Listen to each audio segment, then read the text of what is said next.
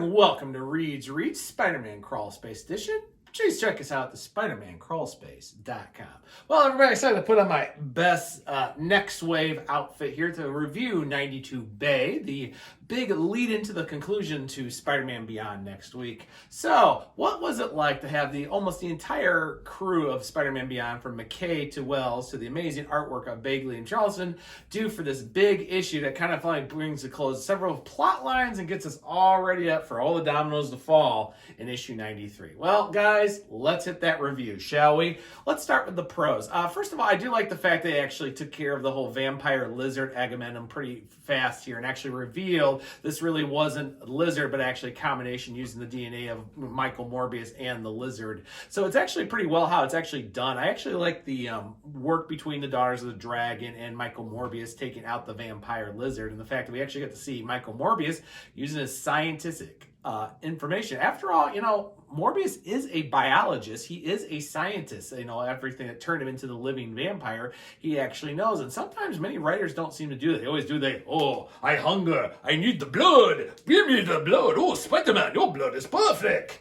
But really, he's got a lot more into it. And I actually like a lot of the dialogue that's worked into the storyline as he tricks the vampire lizard to, of course, feed on him, which, of course, causes him to implode because of the actual backlash of the genetics of the two. So it was actually a really clever way to do it. And I really do like the work here. Basically, this issue is a love letter to, of course, Next Wave, of course, which introduced the Beyond Corporation many, many years ago. Seeing Monica Rambeau actually find out what she's been doing, that she has actually had a plan to take out all the different aspects of the monster factories and that of Beyond Corporation. Of course, the biggest one, finding her buddy Machine Man. That's right, we finally see good old Aaron in, of course, his outfit, fresh from what he was in Iron Man 2020, which was 2 years ago, to be in fact. I love the fact they actually do the relationship and the talk between Monica, how she said herself, she went from a nobody to a hero, to kind of down her luck, kind of outs after having everything happen to her, and she's been back and forth between trying to be the hero and trying to be the friend to what she calls herself Anti-Monica now, trying to protect her teammates and friends from disaster. And it's nice seeing the actual nod to the relationship between Machine Man and Monica. I really enjoy that. It's actually a lot of fun seeing him in this way, and even the acting and stuff. And of course, some of the wonderful jokes with Machine Man as he takes out and stops all the monsters and deactivates the computer. And as I can see, is still doing his self. That's actually been very popular the last several years. So it was actually got to see, as they call it, a quarter of the Next Wave as we do it to it. But that's where we kind of start going to the cons. Like I said, this issue feels like a big love letter. And as we've known, this has been working very hard here since the Beyond Corporation came in Spider-Man Beyond with Ben Reilly. And the fact that how Maxine Danger has been wanting to create basically her own supervillain forces and monsters to actually pump up and drive out cost prices, make things go, and of course have her own superhero commitments is the reason why she's using the slingers and other pieces of the Daughters of the Dragon, of course having her very own Spider-Man to make millions of billions of dollars. She's basically a corporate villain, and of course the revelation is why it's really funny when she realizes what Monica's been playing at her, and the Daughters of the Dragon backstabbed her, and this has all been a ploy, and now everything's come crashing down. Is nice, but like I said, it kind of leads to, it feels like we're trying to get all these storylines out, especially the epilogue issues here. We actually find out what's happened to Slinger since their BEY issue back in January, where they've actually been used and are now thrown against Ben Reilly's Spider-Man. We also find out about Doug, the employee who was, hello, oops, Dr. Octopus. Oh no, we've been invaded again. Oh, how did Kraven the Hunter get there? Oh no, how did those things get in here? Oh no, Spider-Man just ripped through all the things. I'm a dumb employee. How he kind of spins it, actually, he's been taking advantage of all this stuff. He's actually been purposely doing it. He's one of those employees that says, I don't see the consequences of me doing it.